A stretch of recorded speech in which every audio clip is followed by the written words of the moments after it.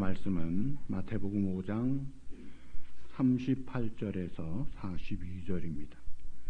제가 먼저 시작하겠습니다. 또 눈은 눈으로 이는 이로 갚으라 하였다는 것을 너희가 들었으나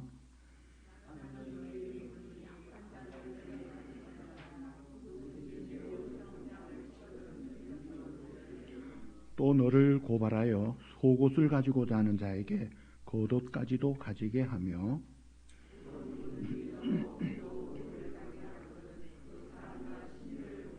다같이 네게 구하는 자에게 주며 네게 꾸고자 하는 자에게 거절하지 말라. 아멘. 어떤 부인이 남편을 일찍 여의고 아들 하나를 정성스럽게 키웠는데 다행히 재산을 좀 남겨둬서 대학까지 잘 마쳤습니다. 그리고 중학교에서 가르치는 예쁜 자매를 만나서 결혼을 하고 서울에서 신혼생활을 시작했어요. 아들 며느리가 자주 이 지방에 있는 어머니에게 강청을 합니다. 어머니 외롭게 혼자 계시지 말고 우리랑 같이 삽시다. 집 좀 크게 살면 불편하지도 않아요. 처음에는 콧방귀도 안 꼈습니다. 나 혼자 사는 게 좋다. 근데 하도 강청을 하니까 결단을 하고 재산을 싹 정리해가지고 가서 아들에게 다 주고 집 크게 사서 살기 시작했는데 이 아들 며느리가 돌변을 한 거예요. 이 며느리가 이 시어머니에게 냉장고 문 열지 못하게 합니다. 아침 출근할 때 같이 나와야 돼요. 1,000원짜리 하나 두고 자기 올 때까지 밖에 있으라는 거예요. 그리고 잠그고 가요. 자, 60대 이 분, 노인도 아닌데 어디 노인정 가기도 그렇고 어디 돌아다니기도 그렇고 그러다가 이제는 왔겠거니 하고 와서 이렇게 와서 아파트에 잠겨있는 문 앞에 앉아있으면 이 며느리가 들어오면서 이웃사람이 이 늙은이가 앉아있는 거 보면 뭐라고 하겠느냐고 우리를 욕할 텐데 하면서 왜 이렇게 하느냐고 욕을 합니다. 세상에 이런 시어머니 위에 시어머니가 있나 싶어요. 결국은 몇 달이 안 돼서 가출을 해버렸습니다. 이 어머니가. 그래가지고 어찌 해가지고 단칸방 하나 살면서 파출부일 다니면서 지금이 속이 편하다는 거예요. 제가 왜 이야기합니까? 오늘 본문 제목이 뭐예요?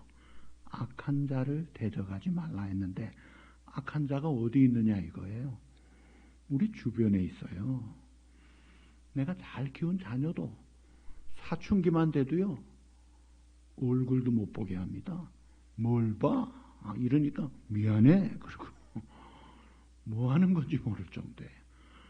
여러분 우리 인간 본성이 타락됐기 때문에 그것도 전적 부패되어서 좋지가 않습니다. 자, 이런 세상에 사는 하나님의 자녀들에게 우리 주님이 하시는 말씀, 악한 자를 어떻게 하라? 대적하지 말라. 하나님의 말씀이에요. 누구 말씀요? 그러면 우리가 어떻게 해야 돼요? 순종해야죠. 자, 그런데 이 말씀을 잘못 오해하면 안 돼요. 악한 자 대적하지 말라고 해서 악한 자는 절대로 제재하면 안 되고 벌 줘도 안 된다는 극단적인 해석을 하면 이건 틀린 것입니다. 러시아의 문호 톨스토이가 그렇게 해석을 했어요. 그래가지고 경찰도 필요 없다. 군인도 필요 없다. 전쟁도 필요 없다. 아주 순수한 이상론만을 주장하다가 나중에 내가 틀렸다 후회하고 돌이켰어요. 여러분 세상이 그래가지고 되지 않습니다. 그러니까 오늘의 이 말씀은 하나님이 공권력을 부정하는 말씀이 아니에요. 하나님은 국가를 주시고 국가 권력자에게 칼을 주셨어요.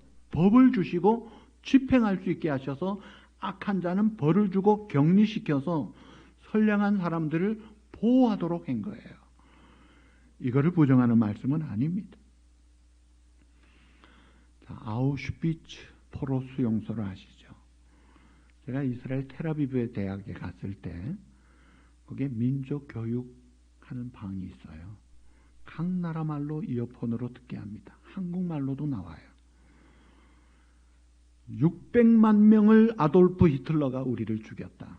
150만 명은 어린아이들이었다. 시체들 쫙 나옵니다. 자, 우리는 다른 나라 사람이니까 끔찍하고만 하고 넘어갈 수 있을지 몰라요. 그러나 그 살아남은 유대인들의 입장에서는요, 천추에 맺힌 한이 있습니다. 자기 아버지가 죽었고 어머니가 죽었고 자기 아내가 죽고 남편이 죽고 자식이 죽었는데 그 나치들을 볼 때에 살아남은 유대인들은요, 증오심이 활활 타고 있었어요. 이를 갈고 밤낮으로 복수심에 불타 있었어요.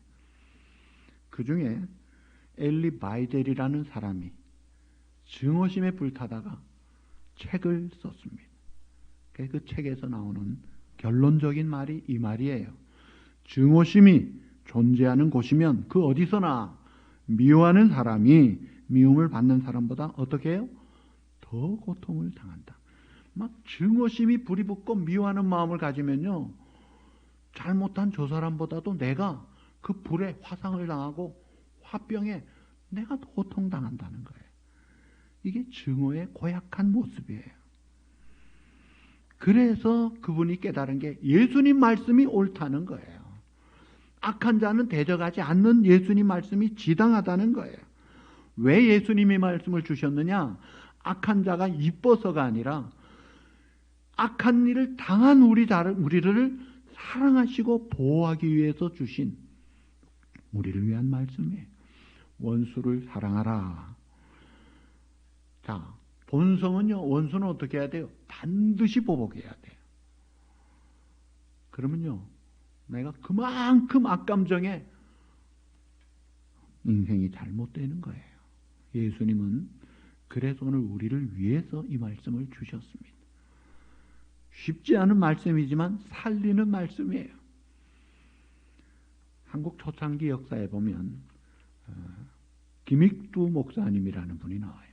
아주 키가 크고 신장이 장대하고 그런데다가 성격이 포악해서 그분이 과거가 평양에서 깡패 대장이었습니다. 그 사람이 있다 그러면요, 그 근처 사람들이 가기를 싫어했어요. 근데 이 양반이 어느 날 선교사님에게 짱돌을 던져가지고 피투성이가 되는 걸 보았습니다. 퍽 하고 쓰러졌습니다. 근데 그 선교사님이 자기를 용서하더라 이거예요. 그리고 오히려 사랑을 베풀더라 이거예요. 너무 충격을 받고 도대체 이 사람이 누구냐? 가서 복음을 듣고 성령이 감동해 예수를 믿게 됐어요. 그래서 자기가 변화가 된 거예요. 그래가지고 평양에 소문난 깡패대장이 부고장을 사람들에게 보냈습니다. 부고 내용은 나 김익두 옛사람은 예수와 함께 십자가에 못 박았느니라. 나 김익두 죽었다. 소문을 낸 거예요. 사람들이 반신반의하죠. 어떤 짓궂은 사람이 진짜 그럴까 해가지고 추운 겨울날 모퉁이에 김익두 잘 다니는 길에 딱 물통 들고 기다리고 있었어요. 모퉁이를 역시 성경을 끼고 오는 김익두를 향해 물을 확 부었어요. 머리부터 발끝까지 확 물세례를 뒤집어 썼습니다. 자, 물 뒤집어 쓴 김익두가 씩 웃으면서 그 사람을 보고 하는 말이, 자네 말이야, 내가 예수 믿고 옛사람 죽은 것을 정말 기뻐해야 돼. 만일 그렇지 않았다면 오늘 자네는 요절났어. 웃고 씩하고 가더래요. 이 사람이 또 충격을 받아. 아니 진짜구나. 어떻게 저럴 수가 있지? 결국 이 사람도 예수 믿었다 그래요. 여러분, 누가 하나님께 순종하는 자인가요? 내 보복 감정으로 악한 자를 대적하는 자입니까? 아닙니다. 누가 진정한 승리자인가요? 악한 자를 대적하지 않는 자다 이거예요. 악한 자를 대적하지 말라. 세번역 성경은 맞서지 말라. 현대인의 성경은 폭력으로 대항하지 말라. 킹제임스 버전은 resist 하지 말라. 그러니까 악을 악으로 갚으려고 하는 안갚음, 그런 일을 하지 않는 자가 순종하는 자요. 그 사람이 승리자라는 거예요. 놀라운 진리입니다. 자, 악을 악으로 대적하지 말아야 된다. 그 이유가 뭡니까? 첫째로, 악한 자를 대적하게 되면 악감정을 가지고 나도 해야 되니까 결국 나도 악한 자가 되는 거예요. 두 번째, 악은 악으로 절대로 이길 수 없습니다. 성경대로 악은 선으로 이기고 사랑으로 이기는 거예요. 악을 악으로 이기려고 더 악해지면은요, 결국은 둘 다 망합니다. 그리고 여기 악한 마음이라는 것은 곧 사탄의 마음을 가리키는 거예요. 요한복음 8장 44절에 보시면, 너희는 너희 아비나 마귀에게서 났는데 그 아비 마귀의 욕심 따라 살인자요, 거짓말하는 거짓말쟁이요, 거짓의 아비라. 사탄의 마음을 가지게 되면요, 사탄이 마음대로 갖고 놀잖아요. 그래가지고 사탄이 막 그 말 험하게 하고 행동 험하게 하고 극단적인 행동을 하게 합니다. 결국은 다 파괴시키고 결국은 멸망에 빠지는 거예요. 하나님이 또 가만두지 않으시죠. 반드시 심판하고 멸망케 합니다. 자, 노아 홍수 심판 때 그 당시에 사람들은 생각하는 것이 항상 악할 뿐임을 보시고 항상 악한 생각만 했다. 그러니까 물로 싹 쓸어버리셨어. 소돔 고모라 항상 악하고 음란하니까 불로 싹 쓸어버리시더라고요. 요즘 세상은 바뀌었나요? 안 그렇습니다. 똑같은 타락된 인간들이 살아요. 지금 코로나 세계 재앙이 있잖아요. 전쟁이 있잖아요. 각 지구촌에 난리가 있으면 예수님이 오늘 오셔도 이상하지 않을 그런 재림 징조가 완연한 이때인데 사람들은 더 악해지고 더 더러워지고 더 음란해지고 하나님의 심판이 가까웠다는 시대를 우리는 살아가고 있어요. 자, 하나님이 우리에게 본래 출애굽기 21장 23절 이하의 율법을 주셨어요. 그게 뭐냐면 생명은 생명으로, 그러니까 죽였으면 죽여야 되고, 눈을 상하게 했으면 눈, 이는 이로, 손은 손, 발은 발, 된 것은 된 것, 상하게 한 것 상함으로, 때린 것은 때림으로. 이게 이제 소위 동해보상법입니다. 이게 세 가지 특징이 있어요. 하나는 공정하게 하고 가혹하게 하지 말고 사회를 보호하기 위하여 주신 하나님의 법이었어요. 자, 누가 나에게 눈을 때려가지고 내 눈 하나가 시력이 가버렸다 하면은 그 사람 피해자는 어떤 마음이 들까요? 보복 감정이, 나도 눈 딱 하나만, 그런 마음이 들까요? 아주 두 눈알을 뽑고 싶어 할 정도예요. 그러면 그 사람은 또 가만히 있을까요? 죽이려고 합니다. 그래가지고 둘 다 죽고 둘 다 망하는 거예요.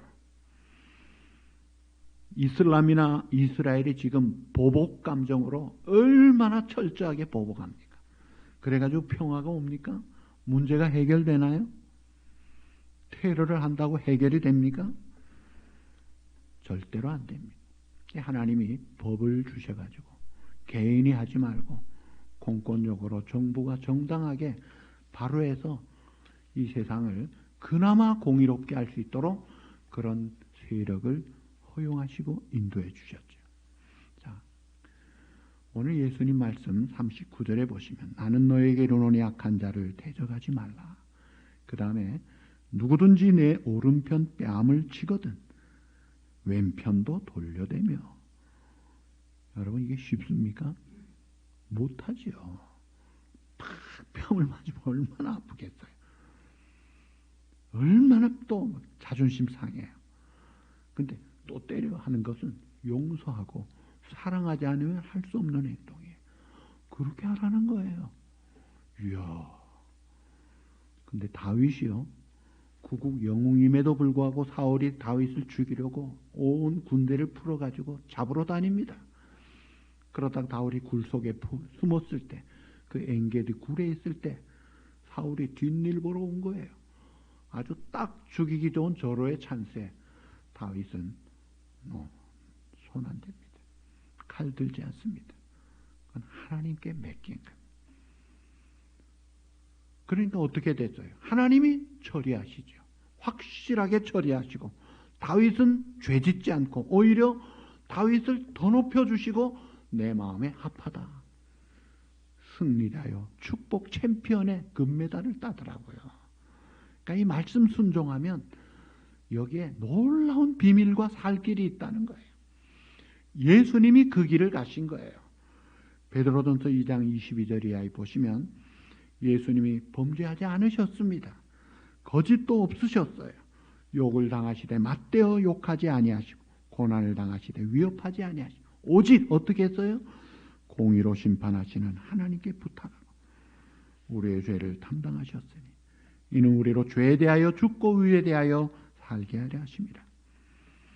예수님은 그 억울한 일을 부당한 일을 그 수치와 모욕과 고통을 당할 때도 위협하지 않고 오히려 공의로 심판하시 하나님께 다 맡기고 그 길을 가셨어요.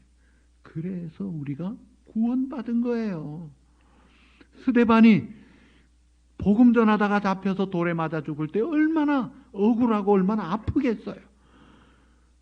그런데 주여 이 죄를 저들에게 돌리지 마옵소서.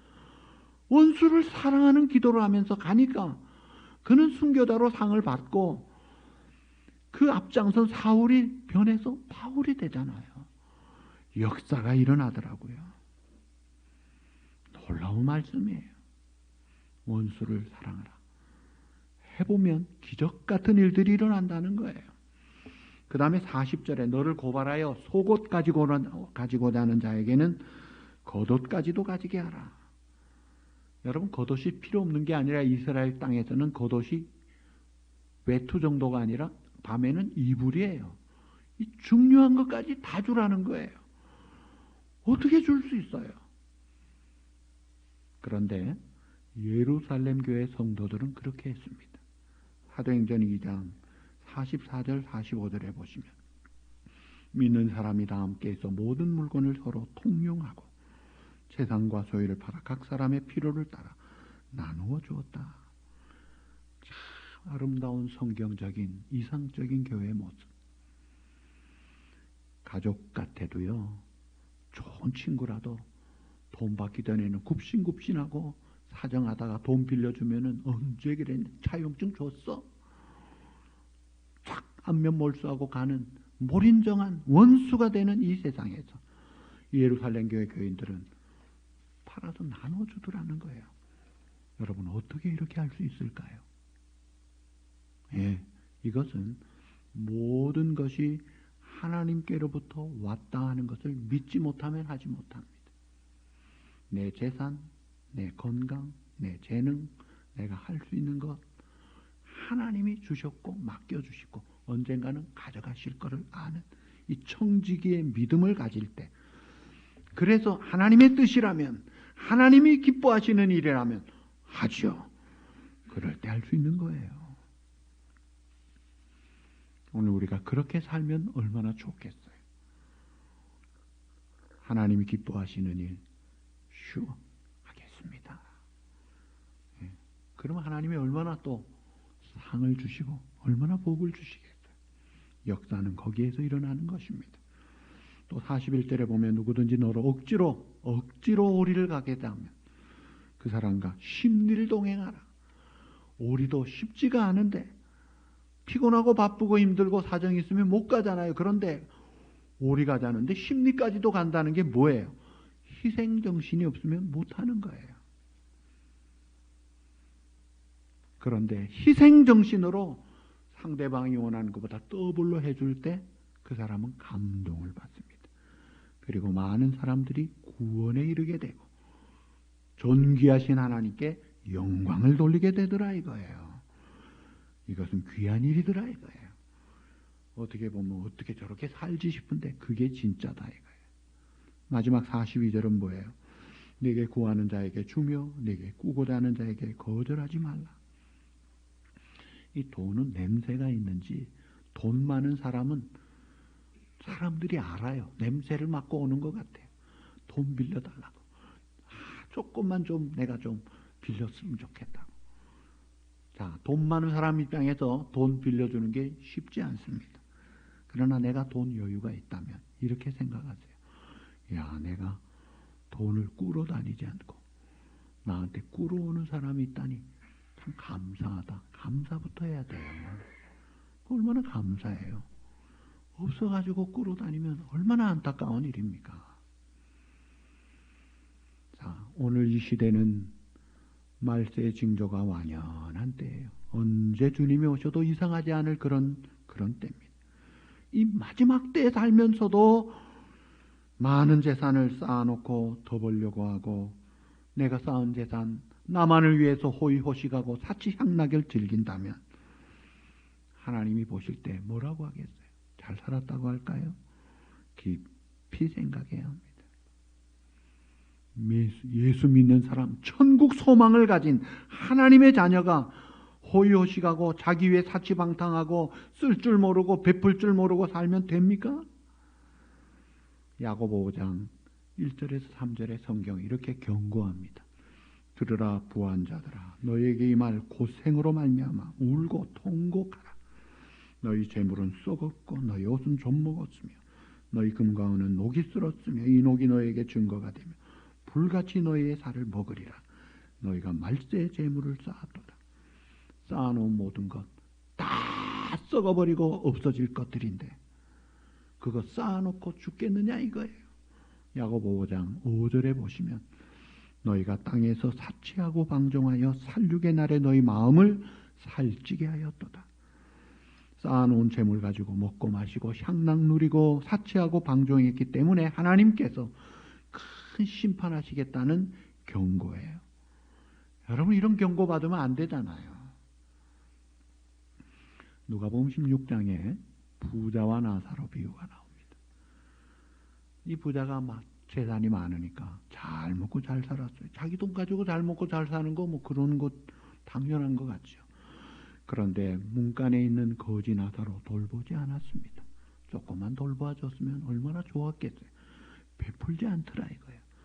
나사로도 죽고 부자도 죽었어요. 나사로는 하나님 잘 섬겨 아브라함의 품에 낙원에 가 있습니다. 부자는 지옥 같더라 이거예요.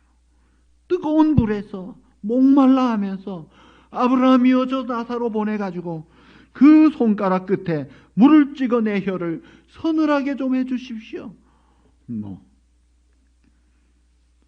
예수 안 믿어 지옥도 가지만 베풀 줄 모르는 부자가 지옥 가는 것을 하나님이 경고하시는 거예요. 여러분 베풀 줄 모르고 호의호식하고 향락 위에 쓰면요.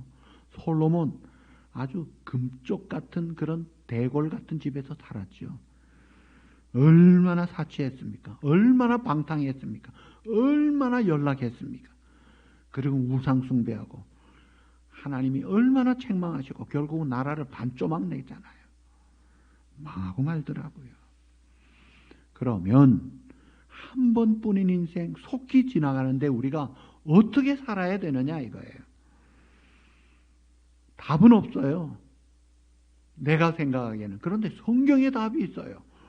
성경이 아까 읽은 예루살렘 교회 성도들처럼 살면 돼요. 베풀고 살면 돼요. 용서하고 살면 돼요. 나누어주고 살면 돼요. 그러면 내가 손해보는 것 같아요? 아까운 재물 푸는 게 아까워요? 지금 한국에서 유산 기증운동을 교회들이 앞장서서 많이 하니까 그래도 뜻있는 사람들이, 재산 있는 사람들이 하더라고요. 귀하다 싶어요. 누가복음 6장 38절에 하나님이 축복을 약속하셨어요. 주라, 그리하면 너희에게 줄 것이니 곧 후이되어 누르고 흔들어 넘치도록 하여 너희에게 안겨주리라. 남을 풍족하게 한 자는 그 사람을 내가 풍족하게 하겠다. 내가 책임지겠다는 거예요. 쌓아놓지 말라는 거예요. 그래서 우리가 어떻게 살아야 돼요? 언제나 필요한 내용 따라합시다. 다 같이 성령 충만. 성령의 지배를 받아야 돼요. 내 뜻대로 마옵시고 하나님의 뜻대로 성령의 지배를 받아서 내 마음은 보복하고 싶고 그냥 내 하고 싶은 대로 하고 싶은데 그러나 아니지. 나는 죽었지. 내 안에 주님이 살아계시지. 주님의 뜻대로 성령 충만함으로 순종하는 거예요. 악한 자를 데려가지 말라. 순종할 때에 진짜 축복이 있습니다. 진짜 부자가 되더라고요. 자, 그런데 남을 도와주는 것도요, 주의해야 될 점이 있어요. 첫째로, 남을 도와줄 때 내 돈으로 도와줘야지 남의 돈 빌려가지고 도와주지 마세요. 그거요, 잘못하는 겁니다. 없으면 없다고 말하고 못 도와주는 거예요. 두 번째, 돈을 꾸어가는 사람은 어렵기 때문에 꾸어가요. 그러면 못 갚을 수도 있어요. 그래서 빌려줄 때 못 받아도 된다는 각오를 하고 주세요.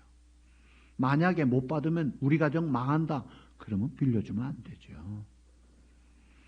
세 번째, 내가 없어도, 도와줄 것이 없어도 최선을 다해서 도울 만큼 돕고 그 대신 상대방을 용기를 주고 위로하고 한 마음이 되고 같이 기도하고 같이 하나님을 바라보도록 하십시오. 그 다음에 또 주의할 점이 또 하나 있어요. 아주 습관적으로 의도적으로 상습적인 사기꾼들이 있어요. 그런 사람은 나로 그 피해가 끝나도록 이것을 알려야 됩니다. 다른 성도들을 보호해줘야 되잖아요. 이 한인 사회도 그런 아주 큰 사기꾼들이 가끔 있었어요. 저도 알아요. 알려야 돼요. 안 그러면요, 부동산을 다 가져간다고요. 거짓 서류해가지고.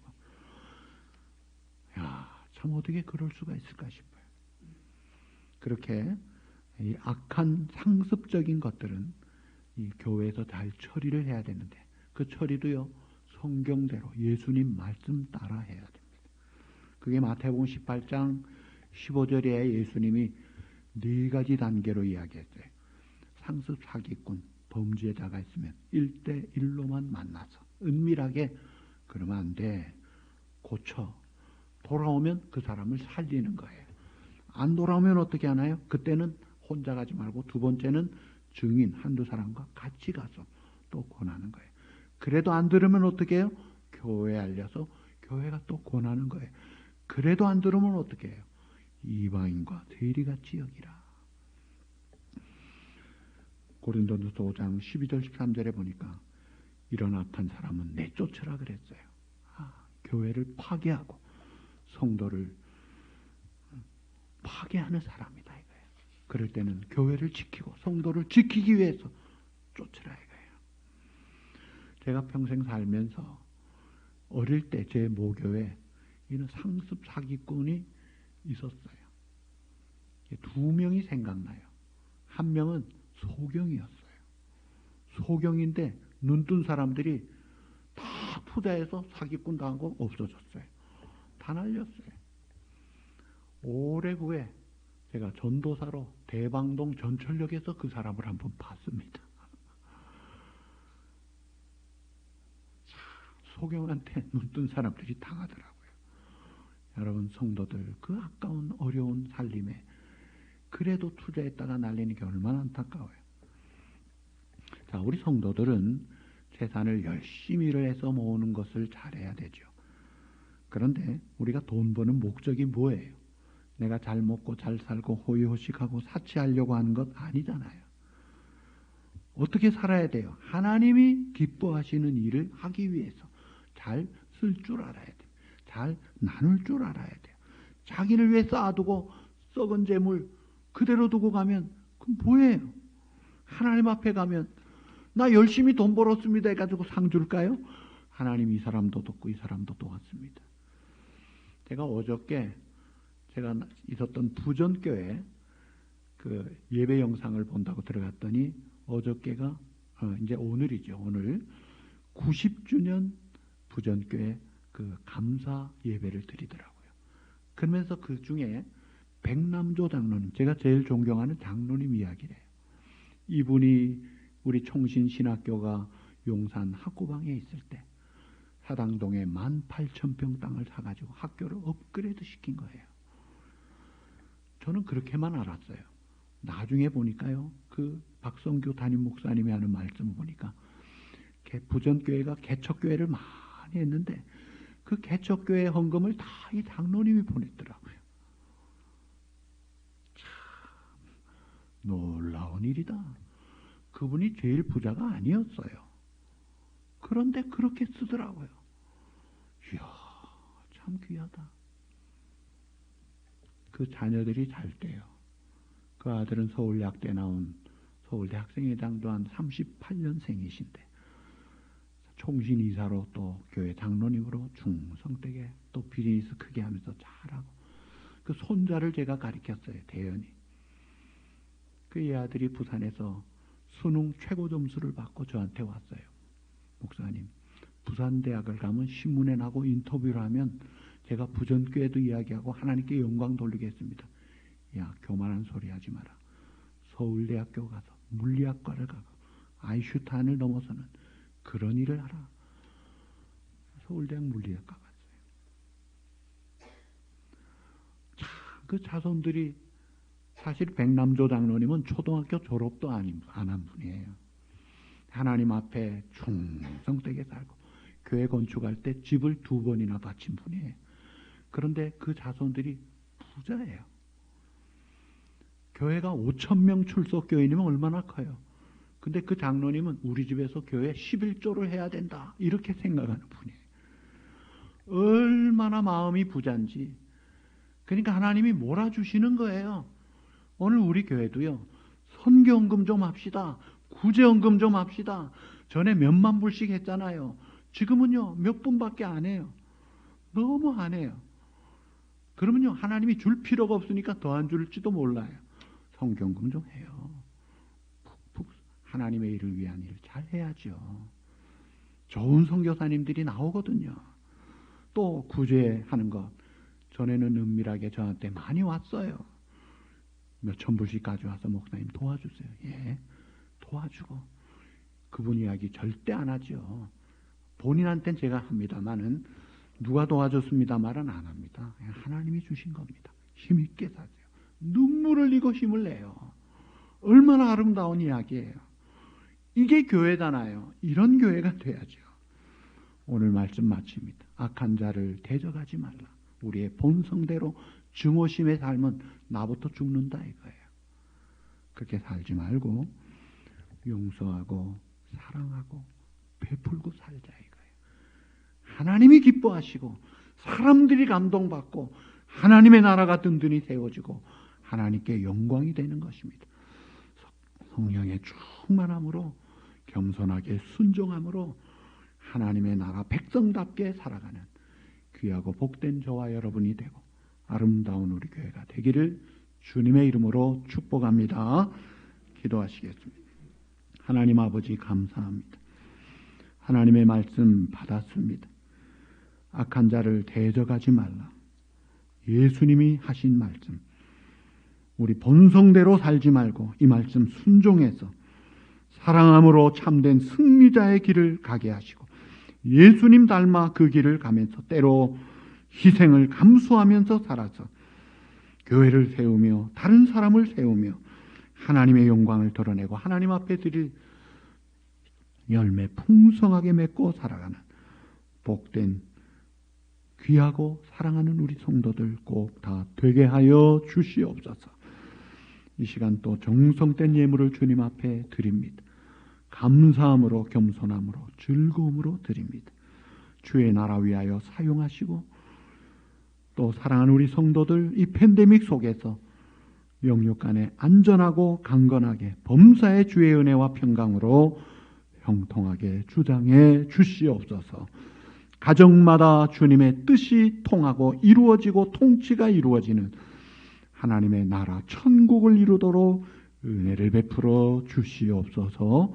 예수님의 이름으로 감사하며 간구하옵나이다. 아멘.